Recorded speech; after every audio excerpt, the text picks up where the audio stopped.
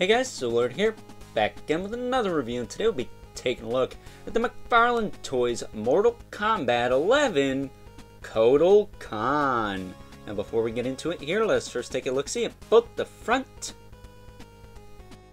and the back of the packaging. So without further ado, let's get into it. Now before we get into the meat and taters of this review, Kotal Khan does come with his big ass Buster Sword. Look at this thing. It is literally almost as tall as he is. It goes up to about his shoulder, and actually his bicep. It's a little bit more realistic. And is very well detailed. It's got a lot of sculpted detail on there. Not sure if there's a ton of paint on this. Looks like it's molded in this kind of silvery gold color. But I could be wrong. Could be some painted elements on here. But you see the hilt there, the handle. I feel like the handle, the hilt, and the blade are all different colors at the very least. So maybe there is a little bit of paint, but not a ton. That said, it is really cool. I'm kind of curious as to why it's flat on the top. I don't know if that's an Aztecian thing, because good old Kotal Khan here is an Aztecian sun god after all. But very curious. So if anyone knows why the sword is more rectangular as opposed to where is it? There it is. Something like this. I mean, this is a knife, but you know what I mean. It's a blade that's curved. Or, you know, something more like a broadsword from a Templar Knight, or one of the Knights of the Round Table, if you know what I mean. Why is this sword shaped this way? I'm very curious. That said, he can hold it alright in both hands. That said, he does also come with the McFarlane Toys hockey puck display stand that we're used to seeing with all McFarlane Toys releases. This one sporting the Mortal Kombat logo. So there you go. Seen it a million times, we're going to see it a million more. That's just the nature of the beast. And before I get into it, too far ahead of myself here, I'm going to give a shout out again to my super cool Aunt Kelly down in Florida, for hooking me up with not only this guy, but the Joker I looked at the other day for my birthday.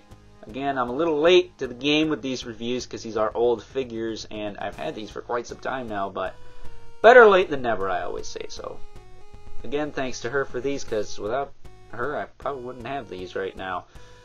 That said, I love the way this guy looks. He looks freaking awesome. Very well detailed. The scale on this guy, however, is a little iffy. We're going to get into that. But, I really do like how this guy looks. I should also mention his crown, his headdress here. These feathers on the back. You did have to plug those in separately. I had to heat that port up to get that to snap in all the way, though. So be wary of that.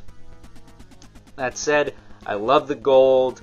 I love the different textures. I love all the different accoutrements this guy is sporting. He looks really, really good. Like, this looks like a high-quality collectible figure right here.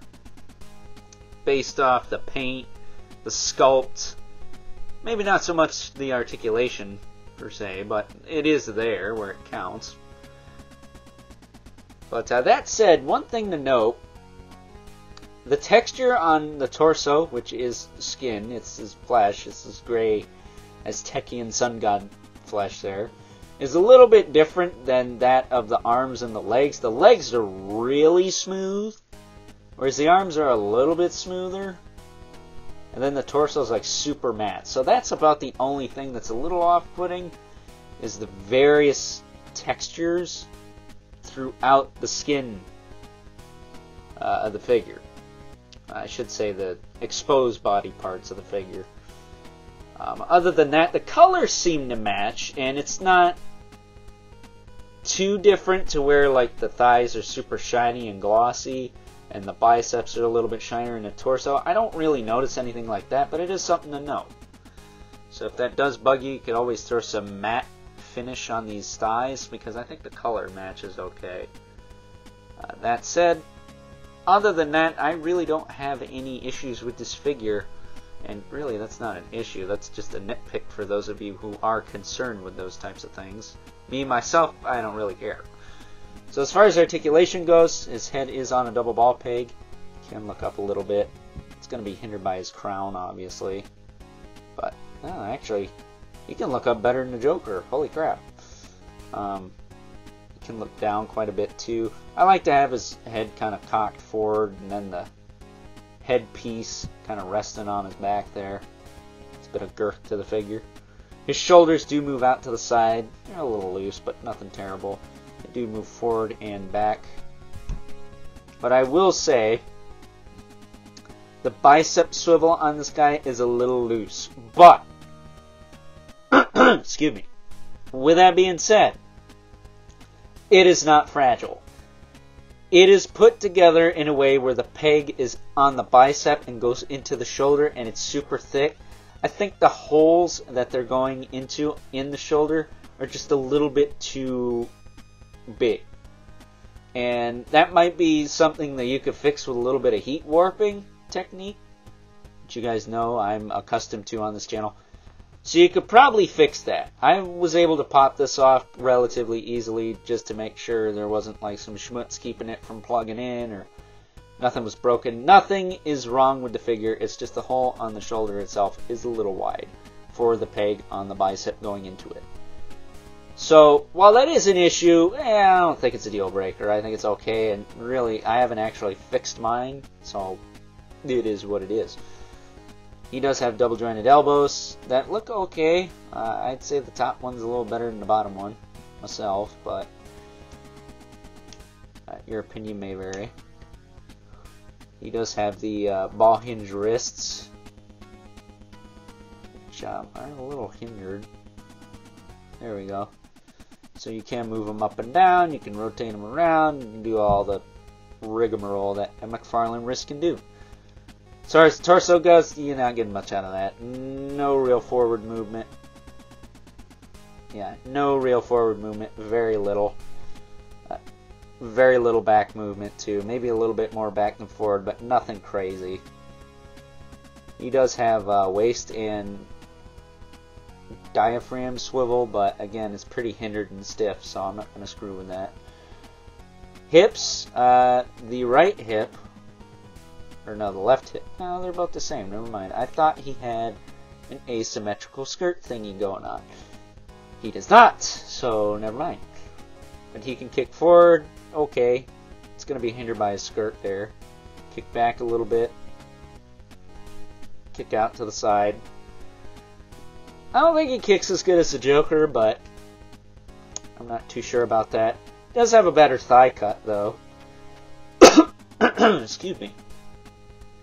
Sorry, my allergies are bugging me. It's very dry in this room, too. It's got a double jointed knee. Works pretty well. And then he also has the ball hinge feet. Move forward and back. He's got the rocker. He's got the swivel in the top there. And he's got the toe joints, which, again, are tight in neutral. You're welcome. I'll take my check now, please. On top of that, he's got peg holes at the bottom of the feet for the hockey puck display stand. So that's Kotal in a nutshell, man. Cool looking figure. Albeit, I think he's a little out of scale, but we'll look at that in a minute. But with all that being said, he looks really cool. And if you have the, maybe the Mezco Mortal Kombat figures, I think this guy would scale a little better with those. I know we're not really talking about scale just yet, but you'll see in a minute here what I'm talking about. But at any rate, really nice looking figure. Actually kind of reminds me of some of the Chatmate Egyptian stuff. I think he'd fit in really well with that. Or, you know, that Aztecian temple playset that I used to hang out at Toys R Us with the big snake with two heads and stuff. That'd be really cool to put with this guy. But at any rate, with that being said, let's now move on and take a look at some size comparisons. first up here is Kotal next to a couple other Mortal Kombat 11 figures that I've already taken a look at on this channel, and funny enough, also got from my super cool Aunt Kelly down in Florida. That said, we have Baraka and Shao Kahn, and this is what I mean when I say that Kotal seems a bit short. I do believe he's supposed to be about the same height, if not maybe a little bit bigger than good old Shao Kahn here, but as you can see, he is absolutely dwarfed by that monster of a figure. And can I just remind you guys that these all cost 20 bucks? What's going on with the Marvel Legends line, huh? Anyone know what's going on with that? I don't know what's going on with that. That Shao Kahn's amazing for 20 bucks though. Not going to get that anywhere else.